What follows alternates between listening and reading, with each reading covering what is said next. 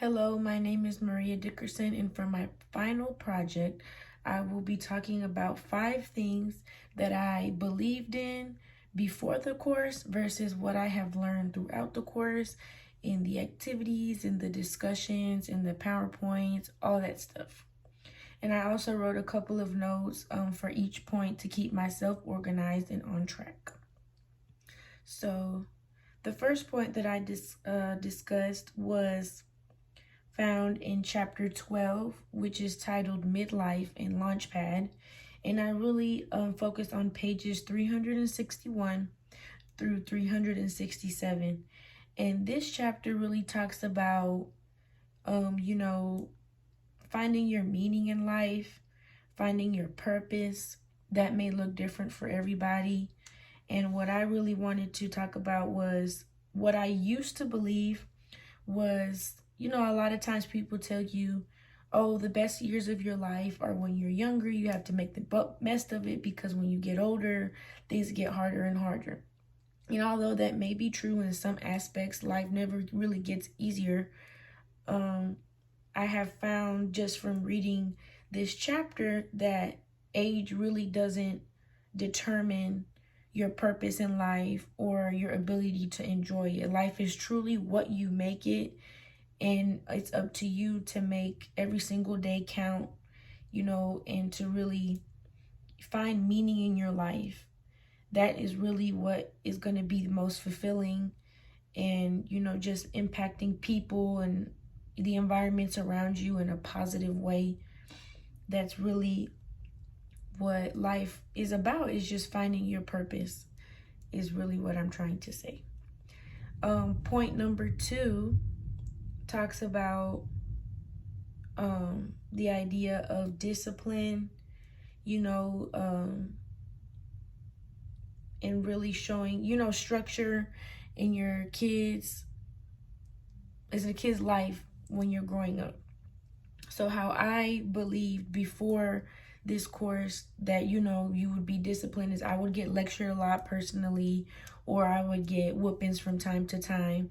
But upon reading, especially in chapter 7 of the PowerPoint, I realized that there are different parenting styles and that, every child is different.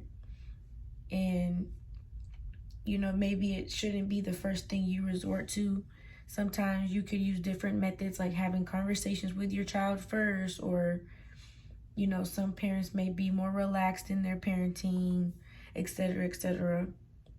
But, anything that's going to, still develop a sense of respect and understanding and developing a clear line of communication between the child and the parent is what I learned is the healthiest thing to do.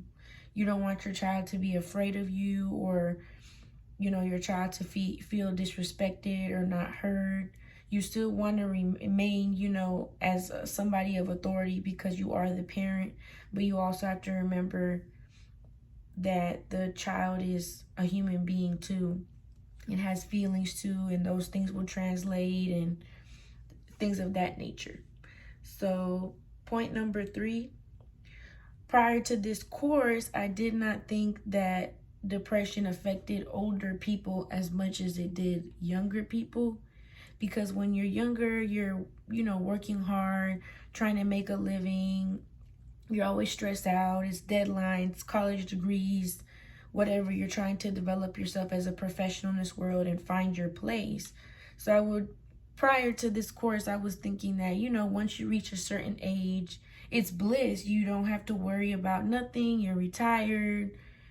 You probably have money saved. You're probably moved into a house. All your kids are gone and you've made it. But a lot of times, even as you're older, some other things that can cause depression may be, lack of company.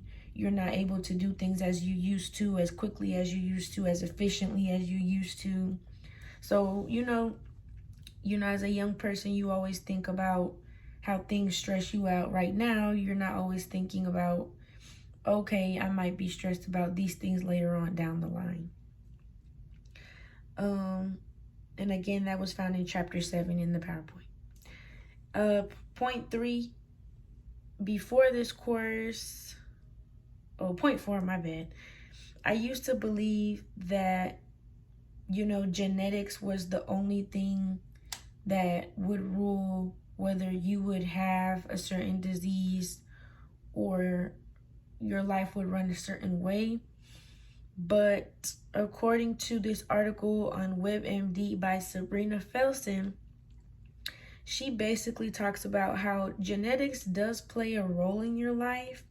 However, it is important to keep in mind that living a healthy lifestyle and including healthy habits is just as important and is just as a determining factor. So it shouldn't be, oh, well, I had someone in my family that had heart disease, so I'm going to have heart disease, so it doesn't really matter what I do. That's not always true. Sometimes in life, things are just luck of the draw. It may not happen to you. It may happen to you. You really never know.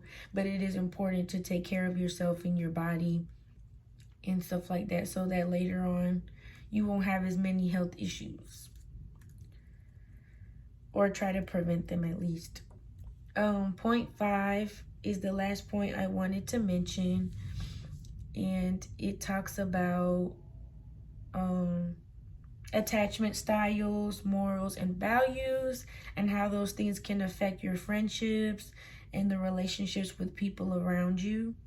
I really just wanted to highlight that before taking this course, it took me a long time to really understand how, who you are, having anxiety or just the things you believe in, if they don't align with the people that you're around or the people you're talking to, no matter how bad you may want it to work, it probably is not going to work because that person is just not understanding your love language or the things that you find important. And I've learned over time that, friendships, even romantic partners may not be what you expect or what you think you need. You always have to look at, what's going to align best with you for your mental health, for your emotional health, and for your growth. And I kind of referenced this point to an article by Psychology Today, and it's by Dr. Lisa Firestone, and it's titled How Your Attachment Style Impacts Your Relationship. So she basically in the article talks about different attachment styles, whether that be just an anxious attachment style, an avoidant one, someone who doesn't really like to engage, things like that. And if you're not self-aware of those things, you could run into somebody or a group of friends or a romantic partner that may not have your best interest, and it'll cause more harm than it will help you. Overall, in this course, I learned to have an open mind, that sometimes the values that are instilled in you when you're younger are not going to be the values that you're going to carry on when you're older. And I also learned, just varying from culture to culture.